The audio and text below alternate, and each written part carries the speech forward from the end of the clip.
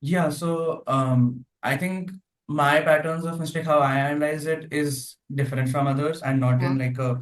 I'm not saying it's better or worse. I'm just saying it's different in the sense Yeah. that um, although I mentioned a lot about building a data set and that sounding so objective, the way I take feedback and the way I work on improvements is a lot more subjective. So instead of focusing on this, I got this part of it wrong, and I won't get. It's not that exactly. I'm looking at why I got it wrong in the sense of, was I reading it incorrectly? Was I too quick? I look at my mindset more in that sense because I'm more. There was a lot of unnecessary pressure that I was taking in terms of like improvement. I had a lot of expectations for myself on getting that seeing that 700 before the first Mm. month itself. Mm. So like going into taking learning with that mindset was not really helpful because I was not learning well because of Right. it. And after having my first attempt and not getting that 700, I think things fell into context a lot more. I think.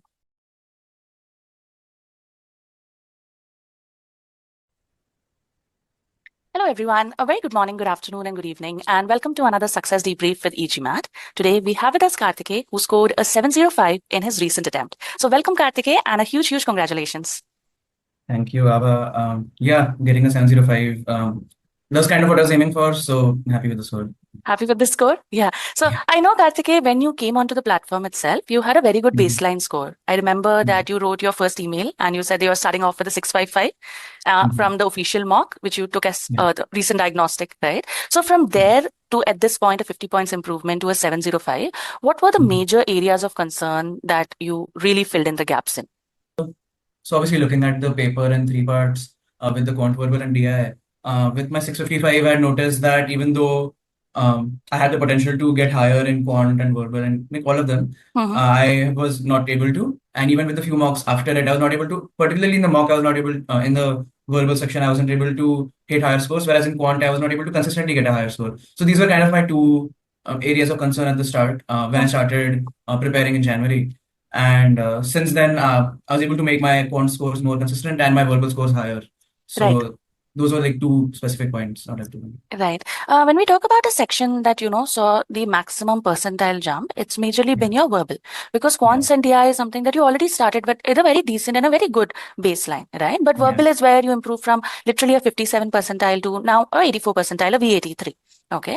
yeah, So this is the section where, you went about, if I have to share my screen, more or less doing the entire course. You actually, yeah. you did the verbal course, the CR and the RC course. And if we look Mhm. into the grades also, you had exceptional grades in your journey and your learning activities, right? Yeah. So, what were the key learnings or changes that you started observing when you started going through the course and the material? Yeah, so with me, I learned through experience and through practice. So I think just being exposed to enough of the questions was a big help for me. So like there are a lot of tests and quizzes throughout that course where you have to like attempt it in a guided mode or a practice mode, things like that. So I think those helped me a lot more than the videos necessarily, like than the videos Mhm. because my English isn't that bad. It's about like, and also the approach also had the pre-thinking approach and just taking a moment before you attempt things. I think in that I not only combined, so I had to personalize it for myself as well. And I took a few bits from here and then and combined and made my own. So I think that is something that I would suggest to other people as well, is that there will be a lot of advice given to you, but you have to like form your own basis and you form your own and form what works for you. So you have to personalize it for yourself. And luckily I had the time to do it. I Mhm. prepared for almost 2 months, so I could reiterate and improve on that. So yeah, that is what I would suggest. Right. And talking about the practice, because you said you are a Mhm. person who actually, improves more from practice, right? But Yeah, we also understand that just doing practice or solving a lot of questions does not help. You need to have a yeah, structure out there, right? So yeah. was there a particular pattern or a structure that you followed that worked for you in practice mode? Um, Not really. What So the main structure, like as you are my mentor, you would know that it was not very structured. But the way I had approached my quizzes was a bit. Um, I need a lot of questions. Like I need to be exposed to a lot of questions before I can start building that understanding. It's not that like even after a proper review and proper thing, I think I just require a lot more questions to build like a kind of a data set in my head of like what is to be done in these situations. Like I need to be in those situations more often before I can actually like attempt a full mock and things like that. So yeah, so in my case, it was a lot of brute force at the start, like a brute force, like just get through a lot of questions at the start, just so that you have this large bank of scenarios in your head of Mm-hmm. what could happen, what you could see. And then based on that, I could like after that. So after that was done, then I could focus on the approach and okay, like this question I've seen before. I'm not scared of it anymore because I've seen this 100 times. Now Mm. let's take the time to improve my approach to it. So that is kind of how I did it. Like Right.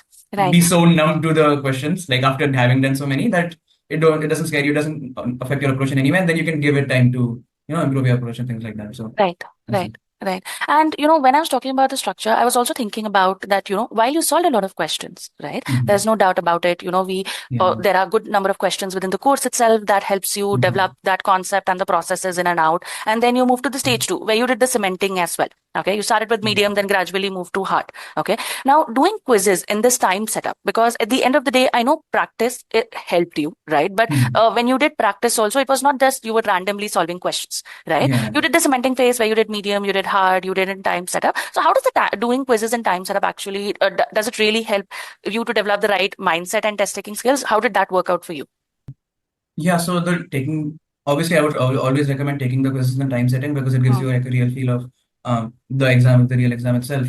But I think it depends from section to section on how it really helped me. I think with verbal, because I was so focused on just getting that question bank done because I needed that data set. Um, there, I don't think the time mattered too much. Whereas I think in DI, where I had struggled with time management, things like that, that Mm-hmm. is where the timing part really helped a lot more than the questions itself.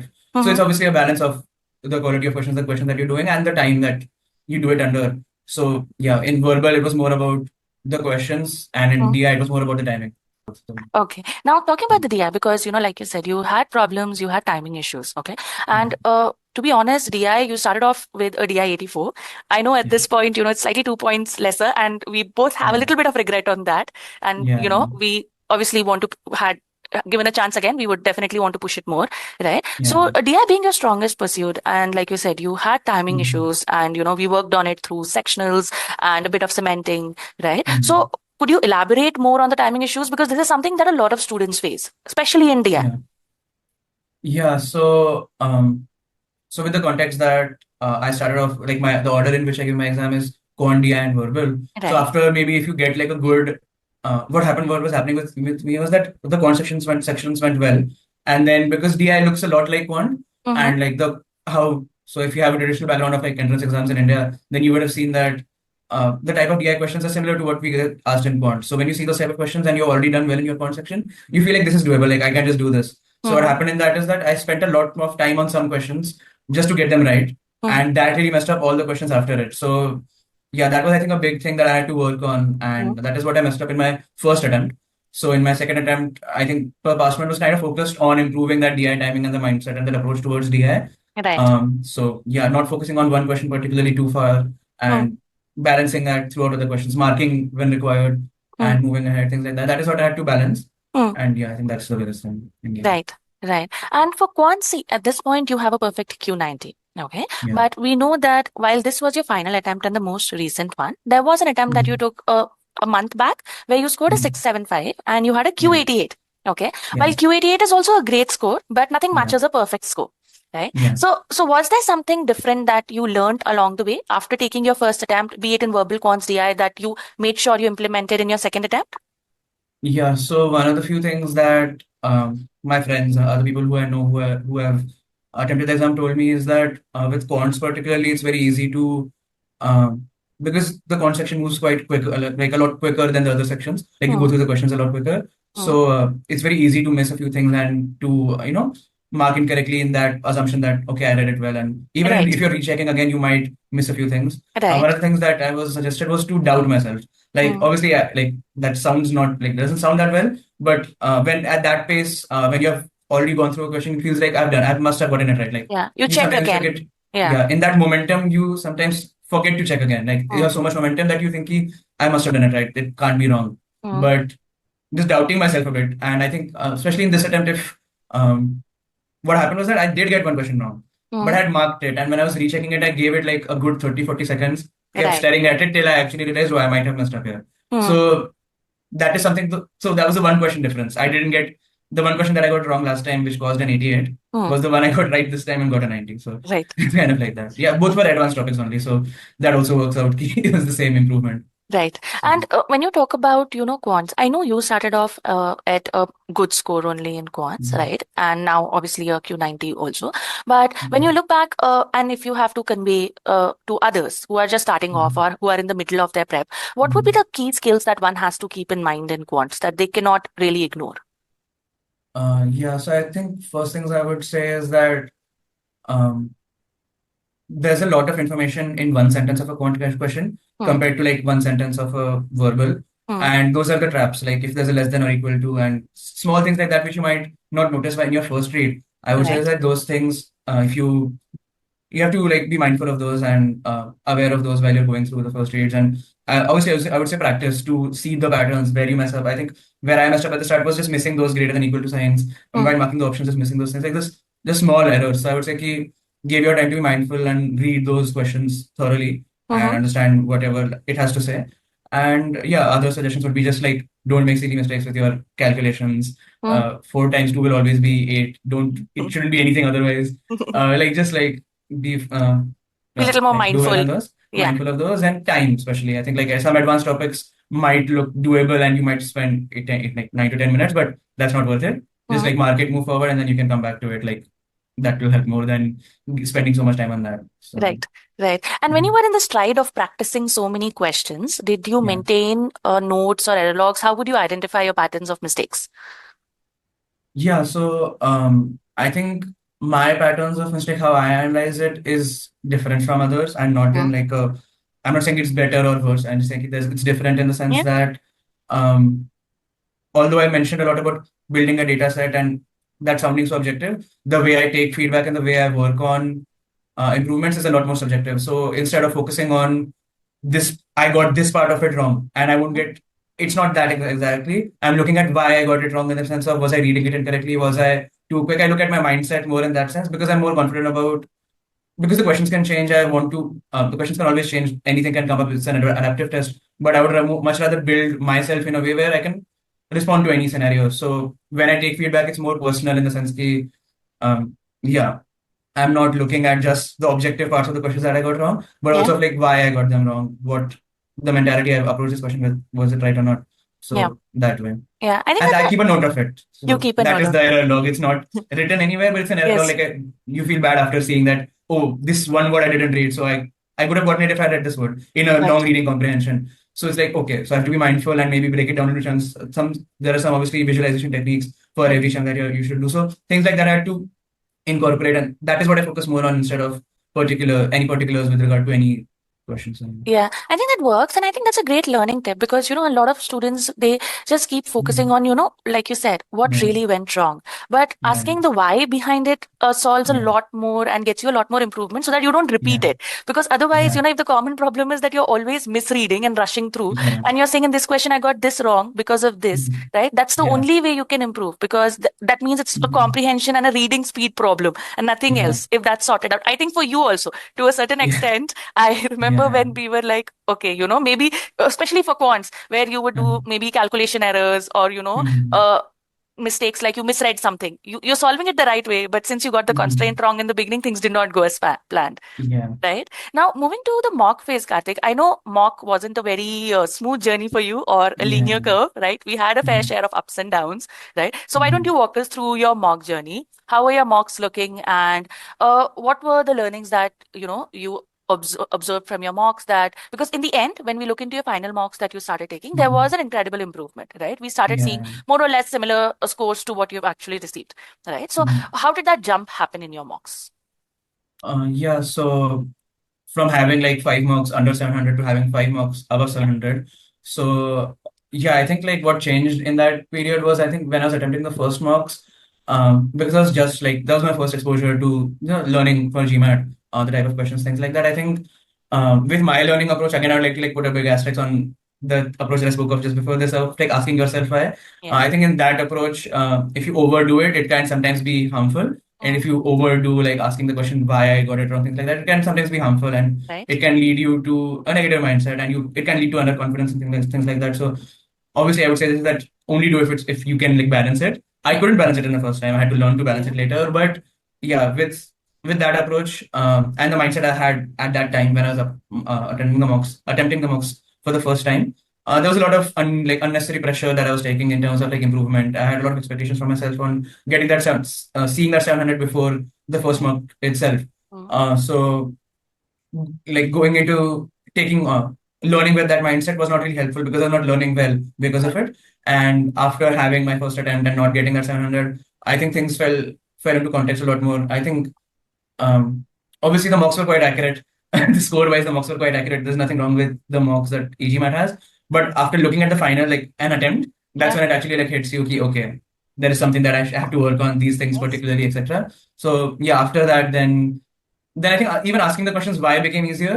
Mm, And having seen a score which was all right, like 675 is not a bad score. yeah. I knew I have a good baseline to start working on, like Right. working over. It's not that I didn't believe the 655 I got before, but the 675 was a bigger reassurance. And after that, I think I did also take a few weeks of a few weeks break in between, Right. Right. and that helped me also, put things into perspective. So yeah, I think all of these things combined helped me with my next attempt. Right. Yeah.